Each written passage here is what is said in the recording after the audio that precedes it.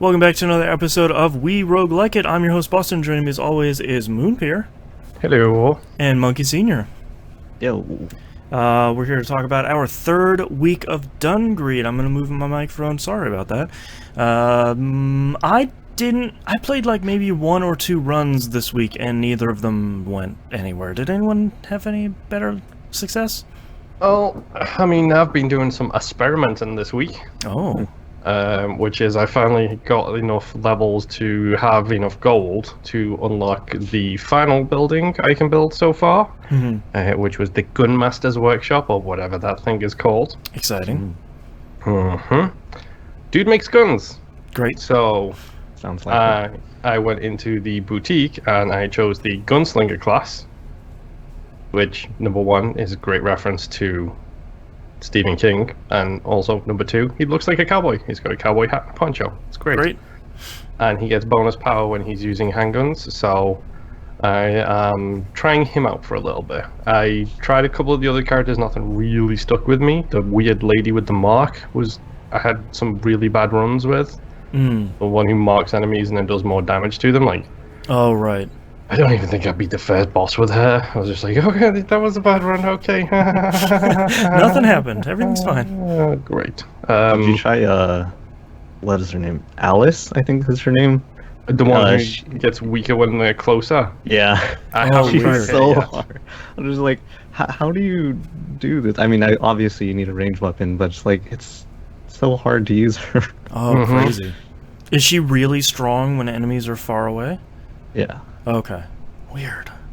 Yeah. The game, the character, like the boutique thing, is actually kind of adds an insane amount of depth to the game. But right now, I think I'm level 29. I just want to get that one more level and then do that. What's it? Prestige. That's the one. Thank you, everyone. I want to get that one more level and do that, which makes me actually pass it over to Monkey and say, so did you do it? Did you do it? Yeah, I actually did do it. Yeah, I guess it gives you additional stat boost and then some other stats. So after I did that, my very first run, I went all the way to the lizard boss, and prestiging puts you back at level 1, right? After that, I went all the way to level 11. So that was a good run. Yeah. And then I think 2 or 3 more runs, I was at level 20 already. So I was like, wow, this is a lot faster leveling than. Yeah. Well, obviously I'm getting farther in the dungeon than I was when I was doing it the first time, but yeah, I don't think I'm quite level 30 again yet, but yeah, I feel like a couple more runs and I'll be level 30, and then I'll do it again, because apparently you can do it 5 times, so. Oh, wow. Interesting. So yes, there's hashtag game goals for me to go for. Is try and get a couple of prestiges under my belt. I did a couple of runs. I did 2 full donation bar summons from the weapon place. They were both hot garbage. Oh, no. One of them was the weird, I can't remember what the first one was, but the second one was the weird black and gold fighting mitts that you get. Like, it's like 2 weird, like, if you've ever seen Bleach, it's the thing that Chad gets on his arm, where it's like a big protective shield thing on his arm. Ah, right. It's like 2 of them that you put on your fists, and then it does like a three burst attack. It's like right, left, and then a harder right. But it did nothing for me. Like, it did nothing. Like, the damage was high, but the attacks numbers were low, and you've literally got to be in someone's face to be able to actually hit them. So I was just like, I think I'm okay with not taking this item ever again. Thank you very much, please. Yeah. It's unfortunate. It's one thing I love about Crypt is the ability to say, I hate that item. Never give it to me again, please. Right, like I will spend the currency to not see it. I don't think Cryptid Necrodancer gets anywhere near enough credit for having that system in its game. Yeah. It's like, I don't want the stupid dagger that's glass because it constantly breaks and I'm not good enough to do that. Thank you very much. Yeah. Speaking of good items, I did forget to mention that the very first item I bought in my first run, pretty much right after we recorded last week, was the Salamander's Eye. And yeah, that item is stupid good. Yep. Really good.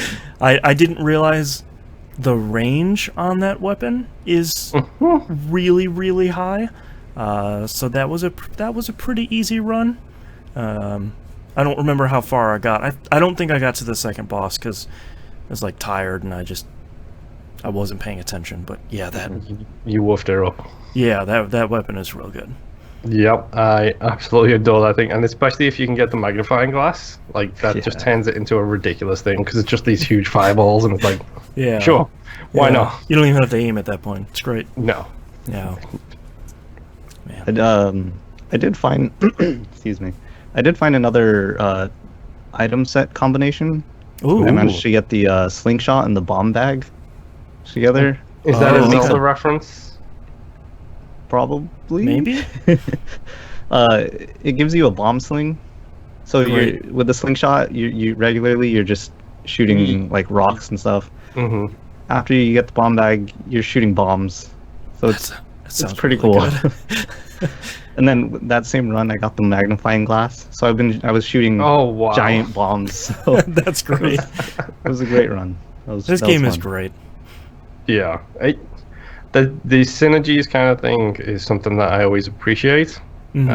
Which I haven't played the King of Synergies, which is apparently Enter the Gungeon is the King of the Synergies. It has about as many now that Isaac does, but it specifically calls them out. Like when you pick up something that synergizes, you have this little blue arrow that floats above your head for a second. So you're just like, oh yeah, some things are gonna get serious now because I have a crazy overpowered weapon now.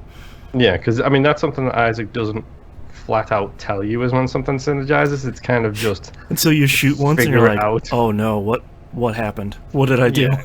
Yeah, exactly. Like rubber cement and the laser breath. Brimstone. Yes, brimstone. Where it's just Yeah. like, wait, what? This bounces backwards and forwards now. Right. Oh god, it's everywhere. Yeah. Yeah, I feel like more and more roguelikes are starting to do at least a couple of synergies. I think that feels really good when you run into them in games like this. That bomb. I'm gonna keep an eye out for that one now because that sounds cool as all kinds of hell. Yeah. I like and I don't like the hashtags for the weapons, like the weapon classification thing. Yeah. Because I find that, like, generally speaking, what I've been doing when I've been doing my experimenting is I've been seeing what items the main people have. So, like, the shopkeeper lady, what items the blacksmith guy gives me, Oh, what items right. the gun person gives me. I'll see all of that first. I'll see what the shop has available, and then I'll run over to the boutique and be like, what have I got that can synergize with what I currently have, which will then Right. I will focus on that as a run, which is interesting because it's kind of like picking your character at the start of Isaac. It's like you know what to go for and what to not go for. Yeah. Like doing that has been kind of interesting. I mean, like 20 runs with basically no progress, like, but it's a different way to play that I'm actually having fun kind of sitting down and trying to figure out, you know, what goes well with what. Right. That's cool.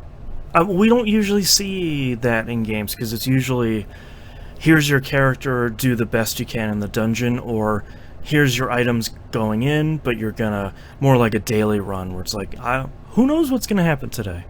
Yeah, exactly. Yeah. Anything else anyone has for Dungreed this week?